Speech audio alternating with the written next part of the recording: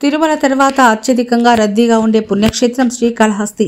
పాపగ్రహాలైన రాహు కేతువులకు పరిహారం నిలయం. రోజుకి 30,000 మంది తగ్గని భక్తులు, ఏడాదికి 200 కోట్ల రూపాయల ఆదాయం. అధికారుల సిబ్బంది హంగు ఆర్భాటాలు అన్నీ ఉన్నాయి. రాహు కేతువులకు మించిన వారికి ఈ ఆలయం నిలయంగా మారింది.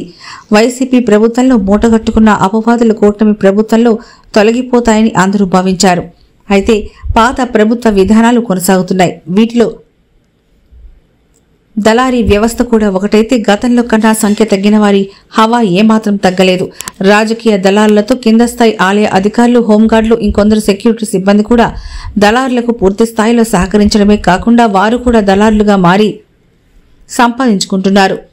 దూర ప్రాంతాల నుంచి వచ్చిన భక్తుల క్యూ లైన్లో గంటల తరబడి నిలబడి నీరసించిపోతున్నారు.